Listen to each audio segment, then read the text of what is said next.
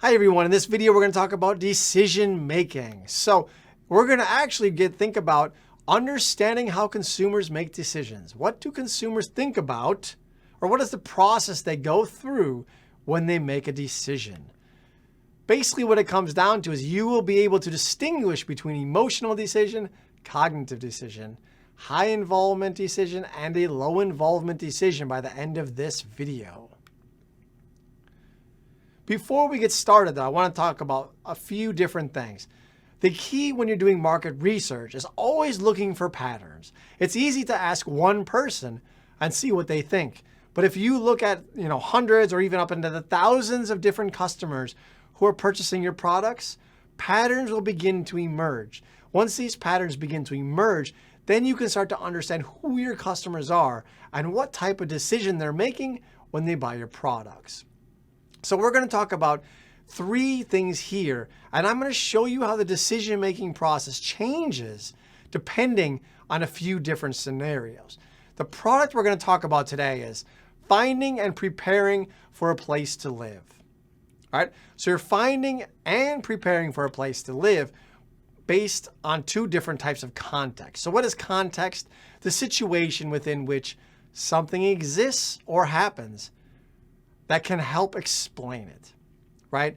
So what I mean by that is we're going to give you two different scenarios, and based on the context of each one, the situation and decision-making process will change. The product itself will not change, but the context will, and everything else will be affected from it. The first one is this: the summer before college. So I want you to take a step back and remember, what was I doing this summer before college? So in this situation, most of you will be thinking about your senior year of high school, your last year of high school, or even that summer. You just graduated or you're going to graduate, and we're going to talk about what happens. And the second one is after your first year of college. So you finished your first year of college, and now you're getting ready for your second year of college. So these are the two different contexts or two different scenarios that I wanted you to keep in mind. So now that you know the two different contexts and you know the product, I want to show you how the people involved change from context to context or scenario to scenario. The first one, you're graduating high school and you're preparing for your first year of college. Where should you live? Right? So what I want you to think about is who was involved in that decision-making process. Most of you probably talked to your parents. Maybe you talk to your siblings, you talk to your friends and the people around you. You relied on multiple different people because you haven't been to college yet. And so you're leaning on all these different people to help you to make the decision. Now, think about when you found a place to live after your first year of school. Who did you talk to? Maybe you didn't talk to anybody. Maybe you did all on your own. Maybe you only reached out to your future roommates and said, where should we live? I can pretty much guarantee most of you did not reach out to your family. You don't need their input anymore because now you're at school. You finished a whole year of college. You're an expert at the campus and the surrounding areas. You know where you want to live and you know what you want to have in this house or this apartment or condo or whatever you're looking for. You don't need all these people. So the reason I share this with you is because the product has not changed. The situation changed, which had influence and changed the people who are involved in the decision-making process. So even though you're selling the same product, you have to approach your customers completely different depending on the context. Continuing on with the same product of finding a place to live. Now we're going to begin talking about our four different types of decision making. Like, what are you thinking about when you make a decision to buy a product? The first one is the emotional decision. The emotional decision is known as, I'll know it when I see it, right? I'll know it when I see it. So these are the types of things that when you go to the store and you go shopping, they're on the end caps. They're at the aisle. They're right in front of you. Oftentimes, Target here will put them right in front of you. So this example that you're seeing here, if you go into the Target that's near my house, you walk in, you look to the left, the first thing you see on the left is a big, huge sign that says College Home. And look at what you see in the video. It's bright, fun pillows, cushions. It's things that people probably weren't planning to buy, but when they see them, they're like, whoa, that looks nice. I like it. I want that in my dorm, or I want that in my apartment. That's right there for you. These are the things that are usually lower in cost, and you're just shopping. Maybe they're on the list, maybe they are not on the list, but I'll know it when I see it. We all know what these products are. They're also usually in the front of the store. They're in places where they're easy to find because people aren't shopping for them. Because like I said, I'll know it when I see it. As I'm walking around, oh, I need that. Like I said, they're usually not on the list. Another thing I want to add to this slide here in the emotional buys is that oftentimes after you buy them, then you assess the characteristics of it. You think about, do I like it? Do I not like it? There's very little to no research before you make an emotional buy. As I said, I'll know it when I see it. So because of that factor, after you purchase it, you decide if you like it or not. I want to give you one more example. To me, a great example are the posters that hang in your house or your walls. And again, using this example, this is the actual poster that I had on my dorm room. And I think it's funny because for those of you that were undergrads, and you know that in the spring, they always have this sort of big poster sale on campuses across the nation. And they're pushing these out there because people will just skim through the pictures and they see it and they buy it. And so that's why I have, I thought I was super hip and cool when I was in college. So I had a big poster of the Beastie Boys on my wall. So I want to share this with you. This is kind of one of those funny, like I know it when I'll see it type of thing. The next one though is mine. These are called cognitive. So we had emotional purchases. Now we're going to do the opposite, which is cognitive purchase. Often, these are things that are not convenient to find. They're things that you research. They know that you're going to put a lot of time and energy to figure out what it is before you go there. You're going to look at blogs. You're going to look at, YouTubers, influencers, and you're going to read about it because you care about it, right? So you're going to put a lot of time and energy into it. These are thinking things. And they're, like I said, they're usually things that are not easy to find. And to me, a good example is the University of Minnesota's homepage. If you go to the University of Minnesota webpage, it's actually not very easy to find where they have the majors that are available at our school, which seems like it should be a big deal. But on the other side, when you think about it, when most people are coming to the webpage for the first time, they probably have not really committed to our school. For some reason, they thought about going to the U of M or something like that. And so they're just coming there and they're casually looking. And so all of the pictures that are on the homepage are focused on emotional purchases. Someone who's actually already committed to going to our school, now they're really into it and they're willing to search out the majors to see if they have the majors that they're interested in.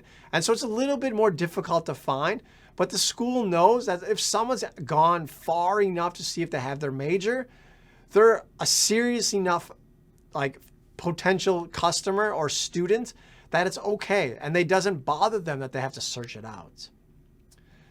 The last two types of decisions are this. We have high involvement versus low involvement. The first one I want to talk about is low involvement. To me, low involvement is everything at the aisle checkout that's right there on your side. Every store you go to, whether it's a gas station, convenience store, Target, Walmart, grocery store, it doesn't matter. When you check out, there's always gum, Tic Tac, candy bars, drinks, maybe some Slim Jims, chapsticks. They're very cheap things. These are low involvement. There's absolutely no thought put into it. You see it, you grab it, you put on the thing, you check out. It's done. Those are low involvement things. The next one is high involvement. High involvement is a mistake that could cost you in the future if it's done incorrectly. These are very similar to cognitive, but these are things that you worry that if I make the wrong decision, it could come back to haunt me.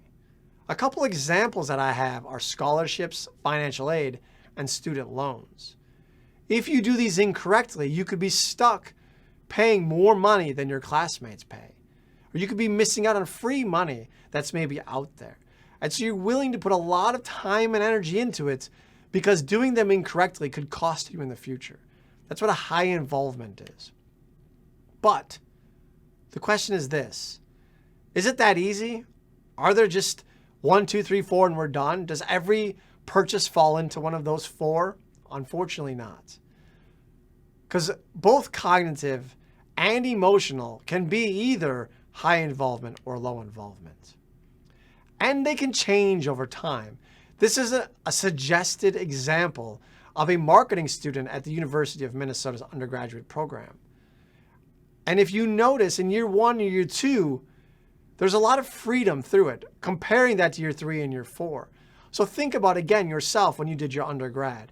You have to be very strategic in the classes you choose your first 2 years of school. Because if you're very strategic in your first 2 years of school, by year 3 and year 4, your classes that you choose are very limited. It's easy, and you might even get to graduate early, or you only have 2 or 3 classes your last year. And so the idea is this.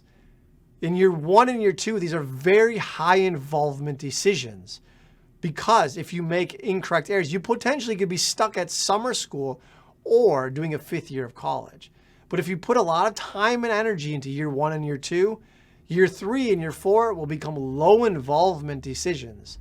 And so you can see the decision itself is exactly the same. The product doesn't change. But from year 1 to year 2 to year 3 to year 4, the decision-making process has changed from high involvement to low involvement. So things can change over time. Here's another example of products where they've combined together. So the first we're going to talk about is high involvement and cognitive. Cognitive's usually utilitarian products. These are things like microwaves, refrigerators, wash machines, and dryers.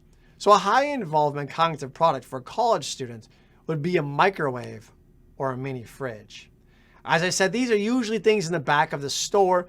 They're not easy to find. Target puts them in the back row of their store because they know that people are going to go into the back. They're on the list. They're going to research them before they go there, and they're going to check them out.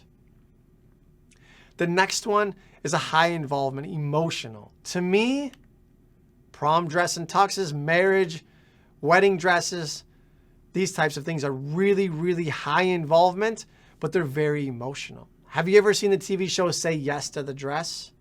What always happens? How many people are in the room? It's always stressful. There's almost always tears, but it's an extremely important decision. You can't have the wrong wedding dress or the wrong tux for your wedding. It needs to be done right. I know that I've had multiple students tell me when they went to prom even, that the prom stores will write down their school and their name to keep track so that no one else at that school has the exact same prom dress that you have. These are high involvement and very emotional decisions. The next one's low involvement cognitive. These are things that we kind of don't care about. Toiletries, bedding, shower shoes, right? They're on the end cap. It's very basic. There's stuff that everybody needs, but not everyone really puts much energy into them. You just kind of need to have them. The last one is emotional and low involvement. To me, these are decorations for your room. I think about pillows, lights. You got to have some LED lights in your room, right? These are the small basic decorations, candles, things that you smell, you test them out. Does it look good? It's a plant. Yeah, this matches well. Blankets, right? These are that bottom one. Really quickly, I do want to show you one last thing on this slide. Notice where these things are sitting, though. They are all on the end caps, and they're easy to see when you go to the store. Because, again, they're grabbing that attention of their customers when they're passing by. I want to give you one more personal example of how sometimes these decisions just all get messed up, and it's not easy to see anything. And the reason I share this with you is because whenever I teach this in the classroom, someone always comes up to me afterwards and is like, Corey, I don't really get it. What about when I buy this product, I think this way, or I buy that product, I think that way? And so I'm going to give you an example where everything is just kind of messy. When I graduated high school and I went to college, I had no idea what I wanted to do. I really was weighing my options between 2 different career paths. My first career path that I was thinking about was I always really, really wanted to be a gym teacher. I thought, are you kidding me? What better job than this? Especially a high school gym teacher. You wear sweats and hoodies every day in the winter, and in the summer you wear shorts and a t-shirt every day. You get to wear running shoes or track shoes, whatever, comfortable shoes. And in high school, you're not teaching them how to play anything. You're basically playing sports with them. You play volleyball, you play basketball, you play floor hockey. It's wonderful. I'm like, are you kidding me? I get paid to play sports. On the other side, I want to have money. I knew that someday I wanted to be married and have a family, and I wanted to take care of my family, and I wanted to have a job that paid well. Unfortunately, gym teachers don't always make the most money. So this was the scenario that I was in. Which one do I choose? All right, and so part of it is cognitive. I'm thinking on the other side, like, do I get a job that I'm going to love? It's very high involvement. On the part of it's emotional, right? Like I tried taking both classes when I was in school, kind of this weird double major type of situation to see about which one I like. What's funny though is all these years later, I became a teacher who teaches business. So my point is we don't always know as our customers want, but this is why market research matters so much. Because if you do your market research and you'll start to notice patterns that, hey, the majority of our customers buy the product making this decision. You will always have customers that some of them treat it as high involvement, some treat it as low involvement, some treat it as emotional, and some treat it as cognitive. But what matters is who is your core customer? What is the pattern that your core customer is showing?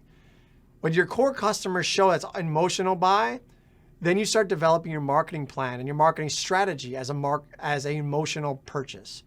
If you notice that, hey, our core customers, it's mostly high involvement, then you start planning on high involvement, right? This is what matters. And once you start to understand this and how they think about it, you can start to develop your marketing plan so you can communicate to them correctly.